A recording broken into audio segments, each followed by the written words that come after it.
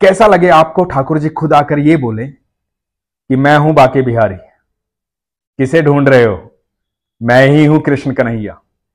बिल्कुल ऐसा ही हुआ था वृंदावन के बाके बिहारी के मंदिर में। ये प्रसंग सुनिए, बड़ा अद्भुत प्रसंग है। हरे कृष्ण दोस्तों, मैं हूं अनुज शर्मा। ये प्रसंग सुनाया है अविनाश चंद्र गोस्वामी जी ने। भगवान के एक अनन्य भक्त थे नानक चंद। नानक चंद जी 1980 से बाके बिहारी के मंदिर में आते थे। 1983 में अविनाश चंद्र गोस्वामी जी को मिले, उनकी मुलाकात हुई। उसके बाद अचानक से 1989 में मुलाकात हुई, 6 सालों बाद।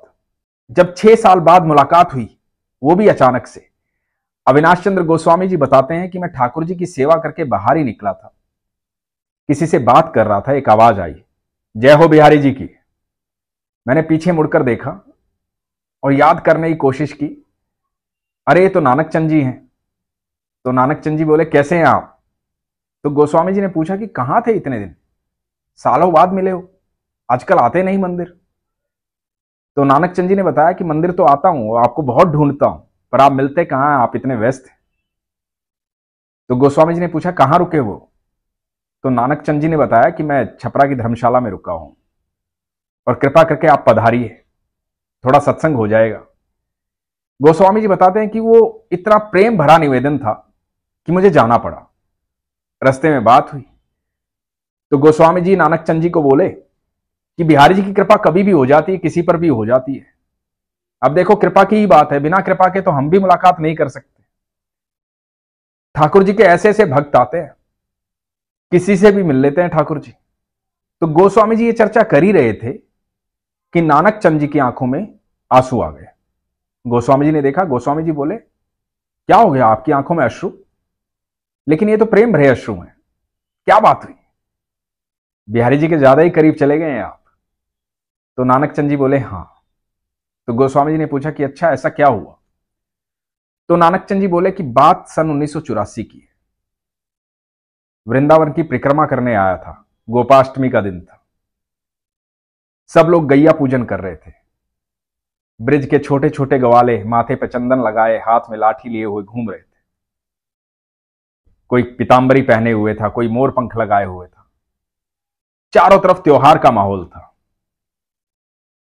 वृंदावन में हमेशा ऐसा ही रहता है, लेकिन वो गोपाष्टमी का दिन था, इसलिए बहुत सारे बच्चे कन्हैया बनकर घूम रहे थे। उन्हीं में से एक बच्चा हमारे साथ परिक्रमा कर रहा था। सुबह सुबह परिक्रमा कर रहे थे हम लोग, तो एक बच्चा कभी आगे जाए कभी पीछे जाए, परिक्रमा कर रहा था। जब परिक्रमा पूरी हुई तो हम रमन रेती पर आकर बैठ गए, मैं और मेरी पत्नी कैलासी। भूख लगी थी, भोजन करने लगे। जब भोजन करने लगे तो देखा कि वो बच्चा जो है, जो आगे पीछे घूम रहा था, वो हमारी तरफ देख रहा है टकटकी लगाए हुए। एक बार मन में आया कि भोजन के लिए पूछूं, फिर संकोच किया कि अरे मैं क्या पूछूंगा, छोड़ो, ऐसे तो बहुत बच्चे हैं यहां। और मैंने भोजन किया। भोजन करके हम दोनों पति पत्नी धर्मशाला आ गए। धर्मशाला आकर के वहां विश्राम करने लगे। दोपहर का समय था, निंद्रा आ गई। जब निंद्रा आई तो स्वप्न आया। स्वप्न में वही बच्चा आया और बच्चा आकर के कहता है कि पहचाना मुझे, कौन हूं मैं? तो मैंने कहा हां पहचाना। तो बच्चा बोला कि कौन? तो मैंने उसको कहा कि तुम तो वही हो ना जो परिक्रमा में साथ साथ घूम रहे थे, ब्रिजवासी। तो बच्चा बोला हां ब्रिजवासी तो हूं मैं, लेकिन तुझे पता नहीं, तू बहुत सीधा है। मैं बिहारी हूं, बाके बिहारी। भूखा मार दिया आज तूने मुझे। तो मैं चुपचाप देखता रहा। तो बच्चा बोला कि परिक्रमा में साथ साथ रहा तेरे, तूने पहचाना नहीं। उसके बाद रमन की रेती पर जब तू भोजन कर रहा था, तूने मुझे देखा भी और संकोच के कारण भोजन पूछा भी नहीं। मुझे लगा था कि भोजन के लिए पूछेगा, बुलाएगा, साथ में भोजन करूंगा, लेकिन तुमने तो भोजन के लिए मुझे पूछा भी नहीं, अपने आप भोजन किया और चले आए यहां विश्राम करने। ये बात सुनी और सुनकर के नानक चंद जी सपने में ही हड़बड़ा कर उठे। पत्नी साथ में ही सो रही थी। पत्नी भी चौंक गई। पत्नी ने बोला, क्या हुआ, कोई बुरा सपना देख लिया? तो मैंने कहा कि नहीं, बिहारी जी के दर्शन कर रहा था, बिहारी जी मिले थे। तो पत्नी ने पूछा, बिहारी जी मिले थे? तो पत्नी को सारी बात बताई कि वो जो बच्चा आगे पीछे घूम रहा था, वो बच्चा सपने में आया और कह रहा था कि मैं बिहारी जी हूं, और मैंने उन्हें भोजन नहीं करवाया। हालांकि मेरी बड़ी इच्छा थी, लेकिन मन में संकोच था, इसलिए भोजन नहीं करवाया, भोजन के लिए नहीं बुलाया। तो शाम को मंदिर चलते हैं, ठाकुर जी के दर्शन करके आते हैं, ठाकुर जी से मिलकर आते हैं। तो ठाकुर जी से मिलने जाना था। पत्नी को बोले, आप तैयार हो जाओ, मैं कुछ फल ले आता हूं। तो पत्नी ने कहा कि क्या फल लेकर आओगे? तो मैंने कहा कि फिर वही बात कर रही हो, हमें सोचने का अधिकार कहां है, ये तो ठाकुर की मर्जी है, ठाकुर को क्या खाना है, जो उसकी इच्छा होगी वो फल दिलवा देगा। तो बाजार से नानक चंद जी केले ले आए और पत्नी को लाकर कहा कि इसका अमनिया बना दो, मंदिर ले चलेंगे, भोग लगवाएंगे। और पत्नी ने केले लेकर के उसके छोटे छोटे टुकड़े किए, अमनिया बनाया, और पति पत्नी दोनों बांके बिहारी के मंदिर गए। थाली में अमनिया रखा हुआ था, उस पर लाल कपड़ा ढका हुआ था। मंदिर पहुंचे। नानक चंद जी बताते हैं कि जब मैं मंदिर में घुसने लगा तो एक बुजुर्ग गोस्वामी आए और उन्होंने कहा कि भोग लगाने आए हो ठाकुर जी को? तो मैंने कहा हां। तो नानक चंद जी ने कहा कि भोग तो लगाना है, लेकिन पता नहीं लगाना कैसे है और किसको देना है, कैसे पहुंचेगा ठाकुर जी तक।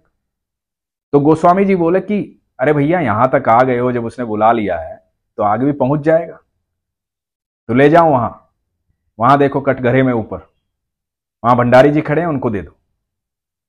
तो नानक चंद जी अपनी पत्नी कैलाशी के साथ ऊपर चढ़े, भंडारी जी के पास जा रहे थे।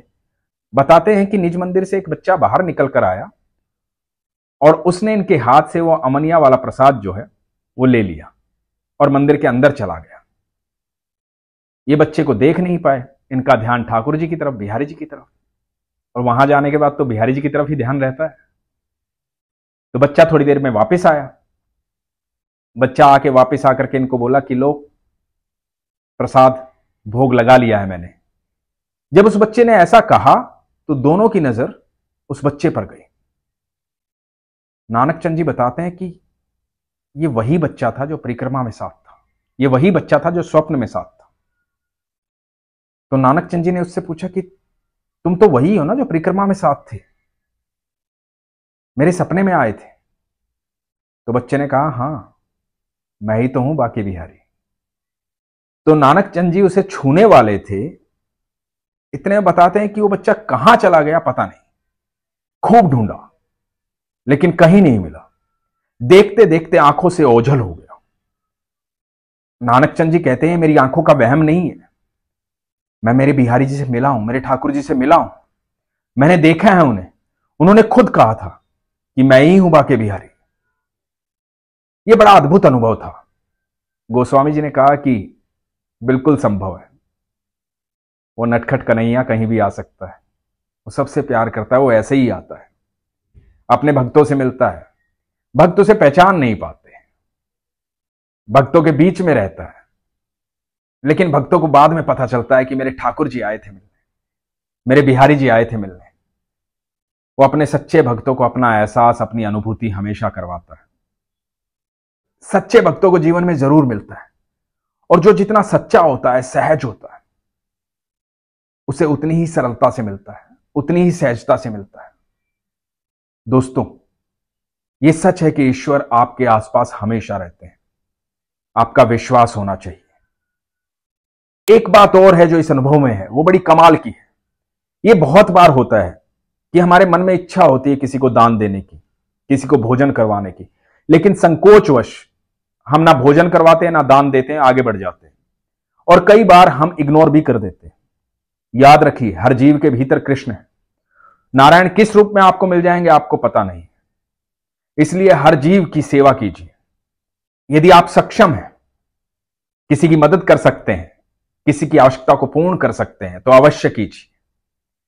किसी की आवश्यकता को पूर्ण करना आपका कर्तव्य है। यदि आपकी मूलभूत आवश्यकताएं ईश्वर ने पूरी की, आप यकीन मानना, आप कृष्ण को इस प्रकार सुख पहुंचाते हैं जब आप उसके बनाए हुए जीवों की रक्षा करते हैं, उनको सुख देते हैं, उनके भोजन की व्यवस्था करते हैं, श्री कृष्ण हमेशा सबके भीतर वास करते हैं। जब आपकी नजर इस तरह से हो जाएगी कि सबके भीतर मेरे ठाकुर रहते हैं, सबके भीतर मेरे कृष्ण रहते हैं, तो आप सब जीवों की इज्जत करेंगे, उनकी सेवा करेंगे, उनको मदद करेंगे। आप यकीन मानना, जब आपके जीवन में ऐसा समय आ जाएगा, ईश्वर आपको अपनी अनुभूति करवाएंगे, ईश्वर आपसे मिलेंगे, ईश्वर आपसे बात करेंगे। ईश्वर बहुत सरल है, सहज है, प्रिय है, हम सबसे बहुत प्यार करते हैं। लेकिन जब हम उन पे विश्वास करते हैं, हम उनसे प्यार करते हैं, हम सरल होते हैं, हम सहज होते हैं, हम सच्चे होते हैं, तो आप यकीन मानना हम कभी उनसे दूर नहीं होते हैं और जीवन में किसी प्रकार का कष्ट नहीं आता है। आप सक्षम होना चाहते हैं, आप दिल से ये चाहते हैं कि आपके पास ऐसी व्यवस्थाएं हो कि आप दूसरों की मदद कर सकें, तो सबसे पहले विश्वास करना सीखिए और जितना आपके पास है, जो भी आप कर सकते हैं, उससे ही मदद करना शुरू कीजिए। ये मत सोचिए कि मेरे पास इतना होगा तब मैं मदद करूंगा, इतना होगा तब आवश्यकताएं पूर्ण करूंगा दूसरों की। नहीं, आज से ही जो भी व्यवस्था आप दूसरों के लिए कर सकते हैं, करना शुरू कीजिए। फिर देखिए, ईश्वर हर पल आपको अपनी अनुभूति करवाएंगे। अपने विश्वास को मजबूत रखिए, अपना ख्याल रखिए। हरे कृष्ण।